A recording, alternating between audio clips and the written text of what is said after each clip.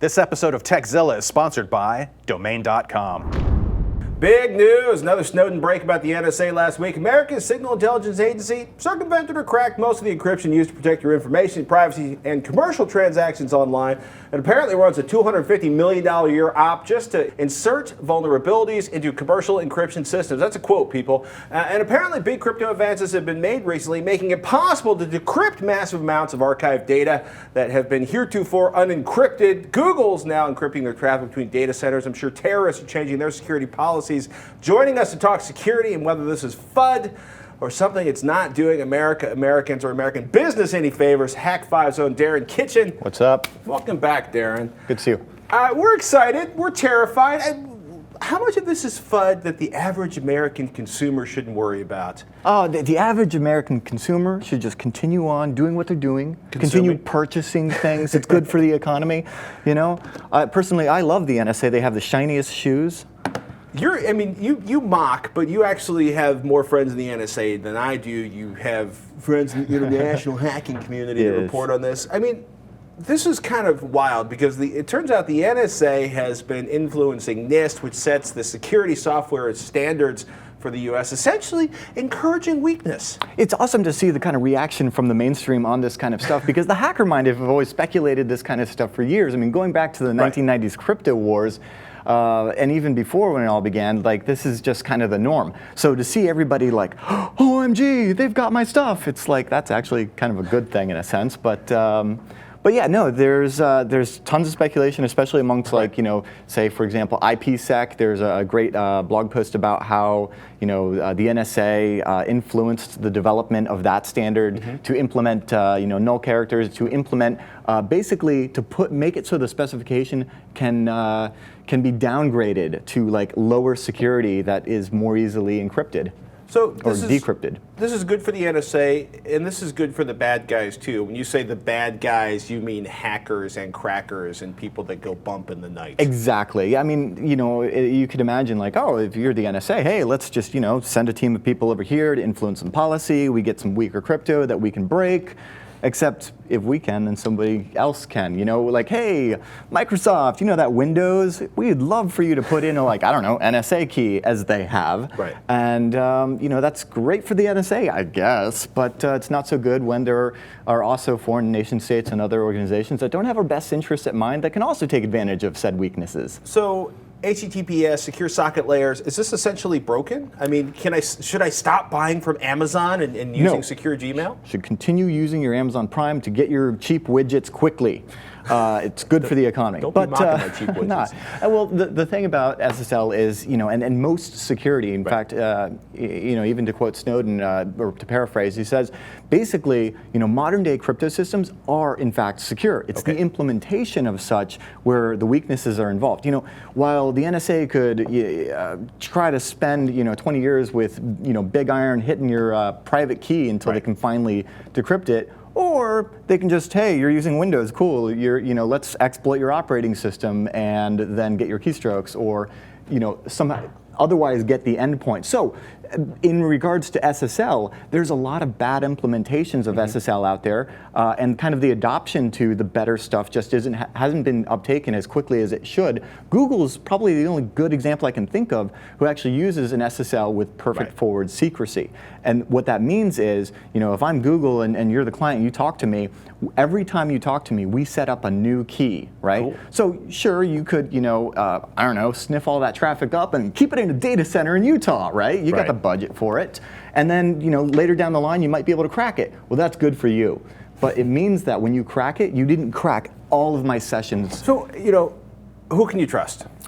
Well, I mean, I can't tell you who to trust. And anyone that would tell you who to trust, don't trust them. It's up for every individual to make that, you know, to make that distinction. I'm not going to get on air and tell everyone that you have to compile your own Gentoo from source and read through every line of code to make sure it's secure and all of those things. It's really a measure of your personal trust, and really when it comes to security, it's always balancing convenience and security. So it's probably still safe to use, it's as safe as it ever was to use eBay. It's probably still still safe to use Amazon. Yes, SSL been compromised, but it's doubtful that unless you've been very, very naughty that the NSA is going to try to be cracking your individual purchases online. Yes, well, the NSA knows about your eBay Doctor Who 2 a.m. searches. It's okay. It's okay, though.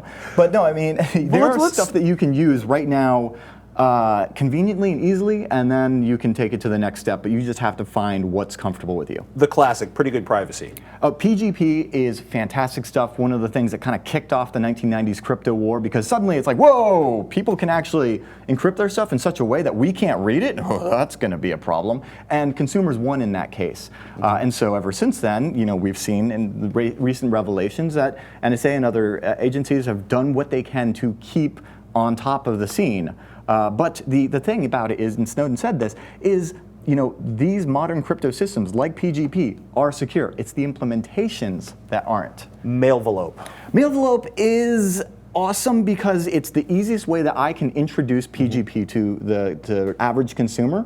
And then I can actually show you right here. So this is Mailvelope. It's a Chrome extension and it allows me to do PGP right within Gmail because that's what I use all the time. I've grown accustomed to it, and I can say, you know, I like bacon. Actually, I wouldn't do that because I'd be typing it right into Gmail. What I'd do is click this little icon in the top right, and that would pop up a new compose message that's actually running on my system.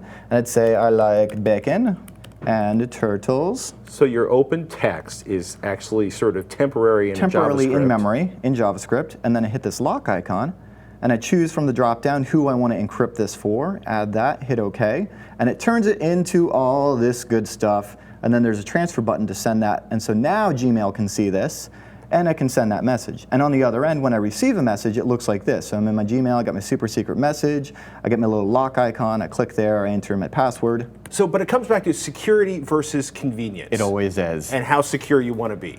Yeah, and that's the thing, is this is secure. This PGP, and I'm using openpgp.js, like there's all of these open standards that I'm using, great, but I'm using it in Windows. And I have to, you know, kind of decide where my trust is. And anybody you're talking to has to use Mailvelope or some sort of PGP They have to use it as well. So what about, like, GNU PG is secure, you can generate, like, you know, 4,096-bit keys. So that's the thing is, OpenPGP is actually a specification, and there's lots of different implementations. I like GNU PG, it's an open source version, it's been vetted.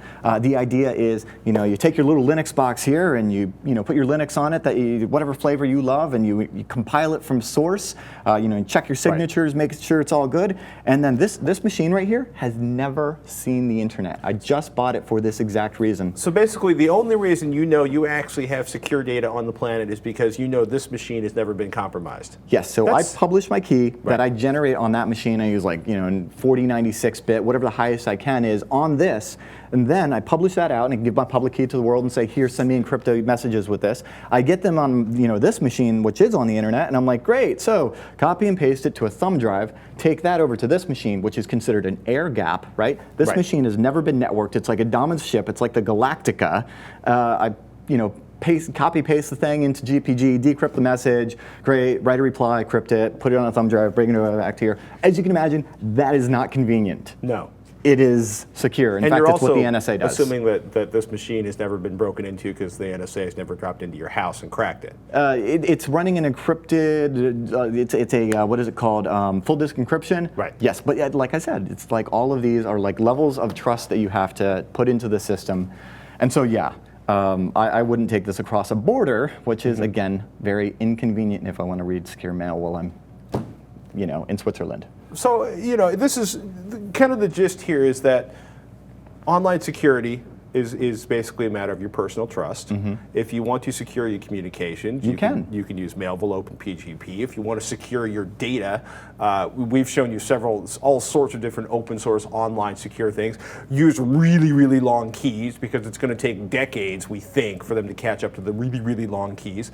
But there is no online security anymore at this point. Okay, there's no convenient online security, and as you know, like for most people, we just kind of have to trust our providers, and this is like why Google is, you know, using things like perfect forward secrecy in their SSL. It's why they're encrypting stuff between their data centers. So for the most of us, you either, you know, you have to just define where your trust is. And assume that in most cases the NSA doesn't care about you buying toothpaste on Amazon or that you're storing BitTorrents secretly in the cloud. Perhaps. Now, if you and I, in fact, I sent you a tweet the other day, and I used crypto that you can, yes. So that was an example of a one-time pad, and that is actually perfect secrecy.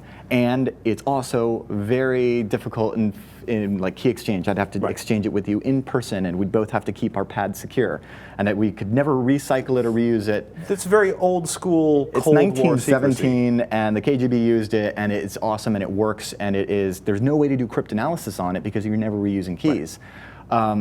That's good. That's really good, except it's kind of difficult to set up. And so if I wanted to talk to someone in Tibet, I would have to go to Tibet first and set up my one-time pad with them, and that's just not feasible. Well, that's why you have couriers taking your one-time pads. This is why we have asymmetric key encryption. This is why we have public key stuff where I can give it out. And so it's really just a matter of saying, okay, if that is secure, great, then let's use it in a secure manner. Hak5.org. That's the place to be. Ladies and gentlemen, Darren Kitchen, Hack Across America. Keep up tabs with Hak5.org. If you want to get really, really serious about security, that's a wonderful place to jump off. Yes, we hope to inspire the next generation of security professionals.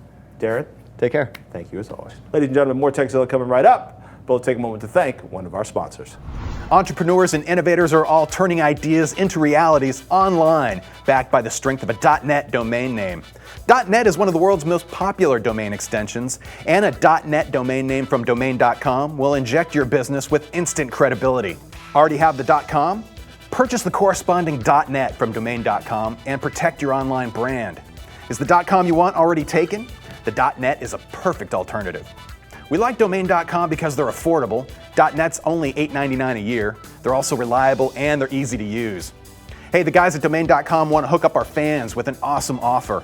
Get 20% off their already affordable domain names and web hosting when you use the coupon code TEKZILLA at domain.com's checkout. That's 20% and big time savings, and don't forget to use that coupon code TEKZILLA.